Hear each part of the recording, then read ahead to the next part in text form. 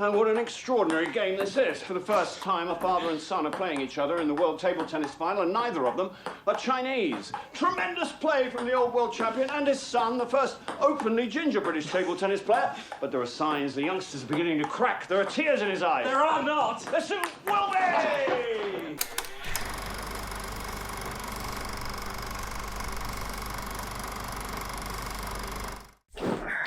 I need the tissue. What happened? It was there. No, it's not there. Probably dropped it into the bowl. Did I or did you? What? Did I or did you? Luckily, we have some toilet paper roll. Oh, we have two in the living room now, that's for sure, because you put the other one somewhere. Utterly knackered I am. Yeah. Did me in this movie? Yes. Is it on? Are we on? Yeah. Hello. Has it been? Have they been? They always do Have they that. been seeing us? They know too much. Welcome back to Life Lessons in Film. And today we're going to be making sense of life through About Time. Courtesy of. Bacon Man suggested that we watch this one. So thank you so much, Bacon Man. Very cool. I appreciate that a lot. Thank you, Bacon Man. Yeah. Yeah, we appreciate And it was that. a very sweet movie. Yeah, it was. I do like me some Domhnall. Some Dom who? That's his name, Domhnall Gleeson. Who? I'm pretty sure he's the son of Brendan Gleeson. Which guy? Domhnall, the main character. Tim? Is that his name? Domhnall. I think it's Irish. That's his actual name? Yeah. Domhnall. Oh, okay, that's really cool. Yeah. It's I think a movie always gets me when it deals with passage of time. Time and love. Love and time and love. Dealing with, you know, aging and life and death and making sense of life. I'm so tired. Oh my god, why did I even think of recording right now? Definitely tear jerker. Yeah. Tears were strewn about the face. Yeah, they were. The idea is that this one particular family it follows, where at the age of 21, the males in that family get this ability to travel back in time within their lifetime.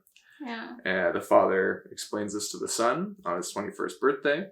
And he's kind of like, so, you know, give it a shot. And of course, the son's in disbelief, but turns out it's true. And yeah, so it kind of starts off where he's his young 20s, as they say. And so he's still like, well, you know, I guess what would you use with time travel? You know, money? And then his dad's like, no, I don't know any happy rich people. Don't even worry about that. Like, look at your great grandfather. He's a mess, you know? Yeah. Money would be the obvious thing. Very mixed blessing. Utterly screwed up your grandfather's life, left him without love or friends. I've never bumped into a genuinely happy rich person. It would be nice not to have to work. No, that's a real recipe for disaster. Look what happened to Uncle Fred. I like that. I like that. Yeah. So he's like, well, I mean, okay, well, love. That's what I'm going to use in my time travel Yeah, for. he's like, right now, really, my biggest priority is getting a girlfriend. Yeah. So yeah, that's what he wants to use it for. And that's his first mission, to use his time travel capacity powers to find a girlfriend. Yeah. Which doesn't work out. No, not at first. And I mean, it also... In fact, the time travel itself is not the thing that finds... No, it's helps true, him find actually. love, which is the whole point of this, right? Yeah. The whole point of the movie isn't even really about time travel. No. It's just about life and enjoying life as it is. Yeah. And looking at each and every single moment that you're existing in and finding beauty in that moment and living as fully as possible. Which actually, it is, in a way, it's kind of the anti-time travel movie. Exactly. And that, and they kind of address that early on, where the time travel is always, why people love time travel movies is there's this idea that you can right all the wrongs and change all the things you wish you could, all the regrets that everyone inevitably collects in their life. Oh, wouldn't it be great if you could just change all of that?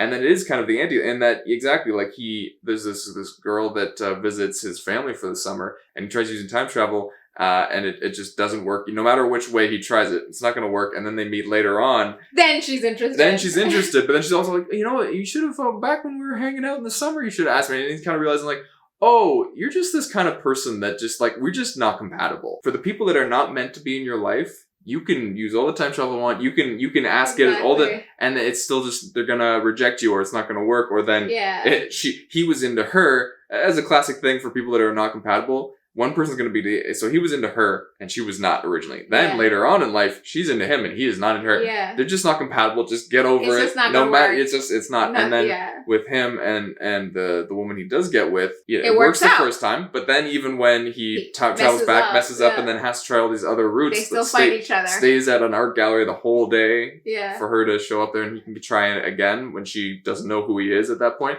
Yeah. And it still doesn't. It doesn't work then. It doesn't work then, but he finds her at a party. Yeah. He crashes her friend's party. Yeah. And then it works out because those are people that are compatible. Yeah. So it's one of those things where it's like, if you're compatible, you'll actually get more than one chance a lot of time. If you're not compatible, you can try all you want. Yeah. Good luck. I feel like all of us can totally relate. Mm-hmm. Yeah, we can all relate. We can all relate to things happening in the past and things not going the way that you would have wanted them to go.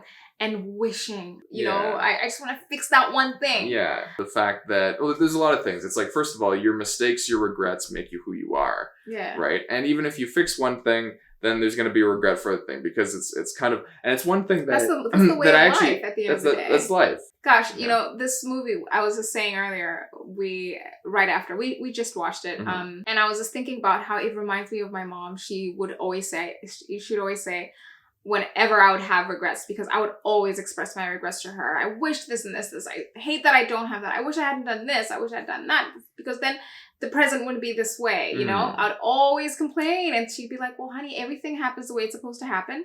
And what you are thinking or wishing for isn't necessarily what's meant for you. And most likely something else that is meant for you and that's going to make me much happier is coming your way. And I would always look at it, internalize or receive that, filter it, right? I'd filter it through a child listening to their parent, you know, with that whole like, oh God, old people all the time. Do you know what I mean? Just always, and I'm kind of like how sometimes your parents will say things and you never really take them seriously because you think, you're supposed to say that. Of course you're supposed to say that because you're my mom. You know what I mean? And you're supposed to make me feel better, but it's not true. But then life happens, you grow up and you realize that, oh my God. That was kind of true. That was kind of true. Yeah. Honestly, there's so many things right now in my life that I'm like, oh my gosh, I'm so glad that stuff that I wished didn't happen happened. Right. Yep. You know what I mean? Yep. My mom would also say this as well. Like sometime one day you'll look back, and we've heard that in a lot of movies, and you'll laugh or you'll be grateful for this sad thing that's happening right now. And I'd always just be so irritated by it, you know? And I'm like, well, I just, why do bad things have to happen anyway? You know what I mean? I would never feel reassured by some future where I'm happy about the bad thing that's happening right now. Yeah. But I can truly say that now I am grateful for all those things. And this is not even to say that I'm looking back at the stuff that was really hard with complete just, you know, this hedonistic pleasure or gratitude. Oh my God, you know, skip to my loo. That stuff was so great. I still look back at stuff and it still hurts. The bad stuff that happened, it still makes me sad, but it's still something that I know that it was important to happen. It's kind of like in this movie when Kit Kat gets into that accident with, you know, because she was drunk driving after another fight with that guy that she was seeing, right? And Tim then tries to go back to the past to try and fix it, and of course that means then he gets a different kid. And so he has to go back again and let the bad stuff happen. And then fast forward to the future, Kit Kat is happy with Jake. You know what I mean? He had to go back and make the bad stuff happen again because the bad stuff was really actually very important. It's not to say that now in the present when Kit Kat is super happy, she's not looking back and looking back. She's not looking back. She can still regret getting into a car accident. She can still regret getting into a car accident, wasting all those years with this guy who was basically just... It was really awful and drove her to the bottle. You know what I mean? And didn't care enough about her to make sure that she didn't get into a car when she was drunk. Right? Because if you are dating someone who's not, you know, careful about, okay, you're drunk, I'm not going to let you drive. We need to reassess. But that still had to happen. They still had to go and sit there and watch her be sad about the fact that she's with this person, watch her be injured, possibly is she going to be okay, you know what I mean? It's still sad. It was still a sad thing, but it was an important thing for her to go through. And Tim, understandably, because he has this time traveling power, he's saying to his partner, he's like, we need to fix this. We need to help my sister. And she's like, if something needs fixing, but it needs to be her doing it. Yeah, and I love that. And the thing is, even though it's more understandable that he would feel the need to because he actually has this time traveling ability, but people without that ability still feel the need to fix other people's lives. That's the thing about life, right? Yeah. Sometimes Just it has to, like a calamitous, I think, experience has to happen for you to finally just kind of, to knock you out of whatever haze or daze you're in. Yeah.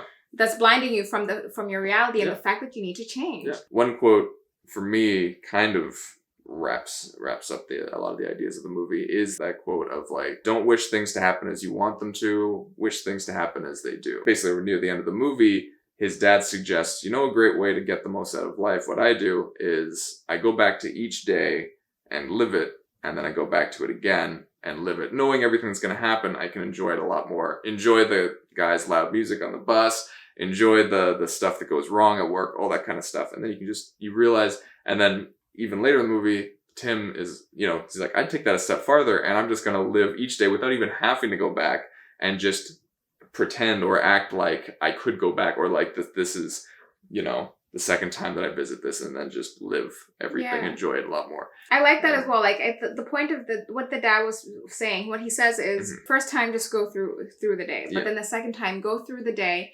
and look at and enjoy, relish all of the things that you do not have time to relish because of the fear and the stress, the normal fear, stress, and haphazardness of life, right? Because just think about it. For example, there's a scene when he goes to get coffee or something, and the lady is serving her. The first time, it's very rushed, and he's barely even recognizing how sweet she is and how attentive she is to him, and just kind of like, have a great day. Yeah. He doesn't notice that.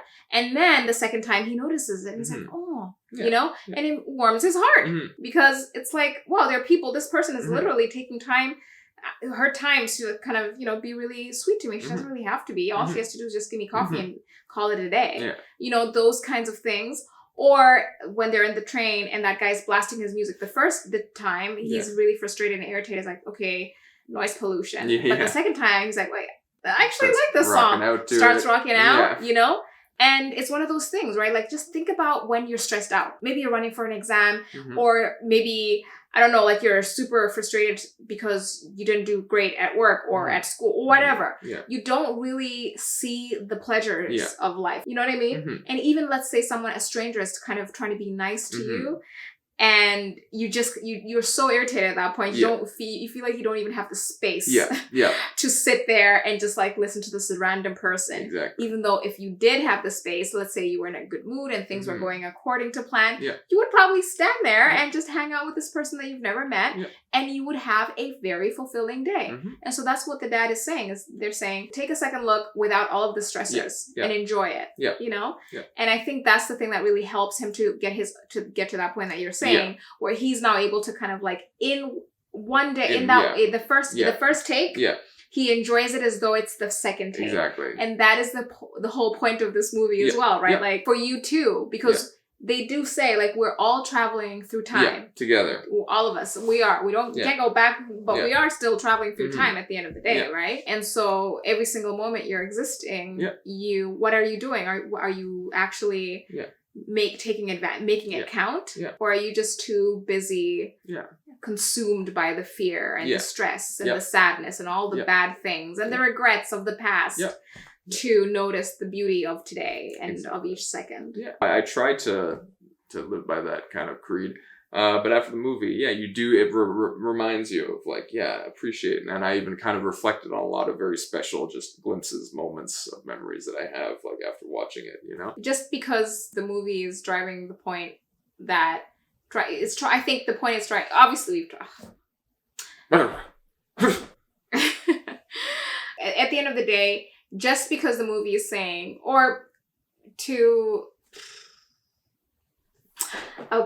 let's take 155. I do find value in looking back in my life at the sad times and even crying in the moment, in the present.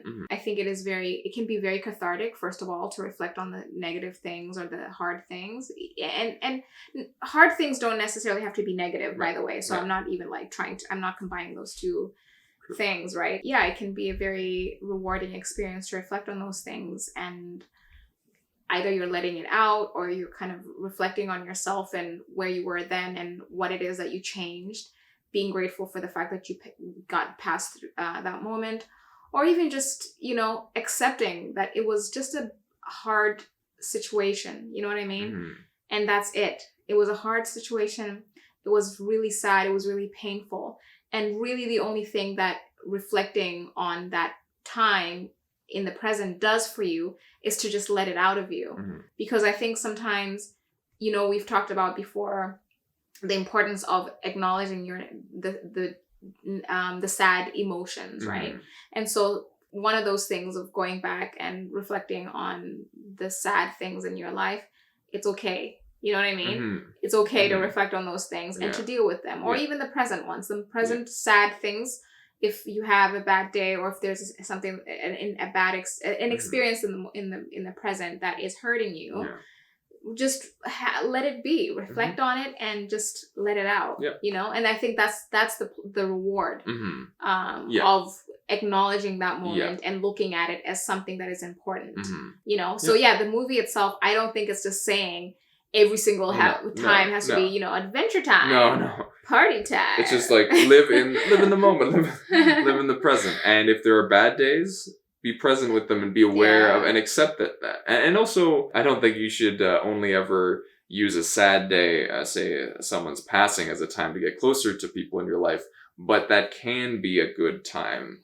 It shouldn't be the only time, but that can be a good time. Like when his dad passes away, I think he kind of has a nice moment with his uncle, and then just like his mom too, like everyone, like, you know, it brings people closer again, like so that can because also people are more vulnerable. You know what I mean? It was like, it's true, it was sweet how the uncle says to him, you know, I was just thinking about what your dad said at the wedding, that he loved me. You know what I mean? And he's like, that was the best day of my life, and this is the worst day of my life.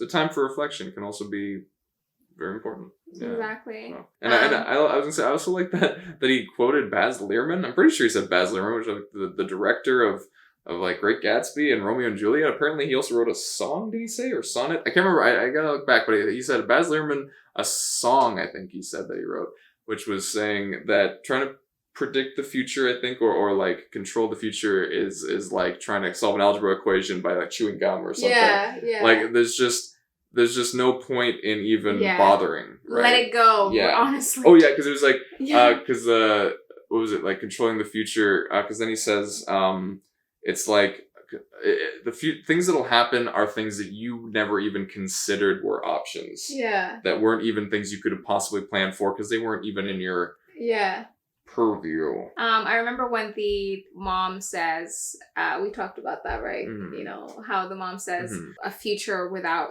your dad. Like, he asked, how are you? I'm so frustrated. I don't even want to. Of living without your father. A life without your father. So heartbreaking, but at the same time, such a beautiful thing. And we were just talking about you were saying, let me not steal your shine here. You can go ahead. You know what? Oh, what was I saying? Dude? Steal my shine. My shine is yours to take. I'm trying to think. I think I was. You were just talking about how people at the end of the day need love and need to be loved. And that's just it. Like, when you find someone that important, that you know, there's nothing wrong with saying that you don't know how you'll cope without that person. That doesn't make you a weak person. Doesn't make you a bad person. You know, it also makes you a lucky person. I think that's the point. That's the point that we were trying to drive home. Is that it really does make you a lucky person. At the end of the day, I think a lot of us, I think it's hard, obviously, to find people in your life that you can feel that way about. But I think if we truly are honest, most of us want that. Most of us want to have someone who, if they get sick and you know they're going to be passing away, the thought of losing them, or even when they do pass away, the thought of losing them is just unfathomable. How am I going to get past? How am I going to live is life even going to matter Yeah. once this person has passed, you know? In general, this whole family was just truly a lovely, sweet, beautiful family. The relationship between the dad and Tim, so close. Yeah, that was nice. That was a really nice father-son relationship. And it was very realistic to me, where it seemed like close. They enjoyed being around each other's company, but they still like struggled a little bit because his dad, he's like, oh, my dad was frosty, so he's like, I'm not even gonna, he was not someone that I loved, but he's like, you know, 3 guys I did love, BB King, obviously, my brother and my son, right? But like, he had to go back, his dad went back in time and then decided to change his speech for his son's wedding, actually, and I like that he's like, I think he wanted to hug him, I think. Yeah. Right? And then his son's like, oh. No, he said he didn't say I love you. Oh, that's right. He's like, it was implied. And he's like, no, it's important to say. And I completely agree. I love that. That's a huge one, is I think a lot of people, when they get sick or when they get married or when big things happen in the family, people that maybe still are not comfortable expressing, especially with guys, or maybe it's son to father, and you all want to have this feeling of like, well, I know, of course you love me, of course I love you, but that sometimes it just doesn't do it justice. And sometimes you need to say the words. Truly, And that's why it was nice the son gave him a kiss too, which was another thing where it's like, that's something that just like, maybe it doesn't quite, sometimes something like a kiss is the goodbye that you just, because it's something that's so rare that it's that much more meaningful. As people, we could be in relationships, you know, romantic or platonic, whatever. And you are friends with someone, or you're married to someone, or, you know, you're dating someone. And then you get to that point of just kind of assuming that, of course, you know, I love you. You know what I mean? And so then you stop saying it, because in your mind, you're like, it's not going to hit as much as it used to hit when we were in the honeymoon phase. When I love you. When I love you was just like, oh my God, you know? Heart just bursting. But you don't realize that at the end of the day, you know, I'm going to steal a little bit of Alain de Botton. We've mentioned him. So what he was saying was like, even if you get married and you've been married for years. That's right, we all of us get to the point of thinking that we should have gotten past certain anxieties and fears. And so it should be easy at this point. At a certain point, it should be easy to approach your husband or your partner you've been dating for years. And if you still have those anxieties, you feel like, oh no, what's the matter? Why do I feel this way? And so then you don't actually ask for the things you need because you feel like, no, I shouldn't be asking. I shouldn't be... Do you know what I mean? Yeah, like I should be at the point where I'm comfortable enough with this person. But he says like, it's okay. Like you can go through years of being with someone and still have those anxieties. And he's like, every single day, that's the point of love. Every single day, just reassuring each other all the time. Sometimes you just still need that reassurance that I'm still loved. And those things are important. And it's not necessarily meaning that you're in an insecure relationship or something, right? Where you need that constant, you know? But it's just it's just something that people need in like... I think another big thing about the movie, in some ways, it's a romance, but it's kind of also just like a father-son movie. You know, it's like the relationship there, because it is a really great father-son relationship. I was just thinking as well about Kit Kat. Kit Kat, you know, I remember she said... Oh yeah, I like what you can say where she's like, maybe I'm just the faller. There's always a faller in the family. In the family. You know, that one person who just keeps getting knocked down by life, failing. I think I'm the faller, right? Because she's a sweet, beautiful spirit, honestly. And I love her relationship with Tim. Like that sibling relationship is so close. I just absolutely love that. And but she is just hard done my life, right? There's a whole lot of life you're living out there outside of your family, isn't it? Because she meets this guy and from there things just kind of like it was all downhill Which after that. So that can happen no matter how much your family loves you and how much they set you up. There is a whole lot of life out there, and at the end of the day, all of us have to face those things. We have to face the realities of life. Your family, all it can do is set you up as much as they possibly can, give you love as much as they possibly can, but then you have to go and you go into the lion's den alone. And how you come out of that, it differs for everybody. Sometimes it takes longer for others. Sometimes people just kind of, you know, figure things out really quick, you know, toot sweet. Yeah, sure. But quickly. With her, she does figure things out at the end. She does. Sometimes you have to go through a whole lot of crap before, you know, the light bulb kind of finally, you know, and that's okay. And that's okay. That's okay too. It takes longer for some people, and that's all right. Yeah. I think all you can do with family or loved ones when they are going through hardships is just to be there and extend yourself as a support system and make it clear that you are extending yourself as a support system. No judging, just love, just like Tim and Mary does. Yeah. Oh my God, we didn't talk about the dad dying. That was tough. And then they go back. He wants to go back to the walk. Yeah, so then they go back together, and then he's a young kid. Tim is now back to when they'd play by the beach, throw stones. Oh my God, I'm getting teary and emotional again. That was a great like, movie. Yeah. That's some of the stuff we got from About Time. But what did you guys think? Were there things that we missed? Things that you got from the movie? Let us know. Yeah, comment down below. Comment down below. Share your thoughts on our thoughts. I know that's your line, but okay. I'll take it this time. Yeah, we can share. Share your thoughts, and we'll share our lines. But until next time, that's a wrap. Bye.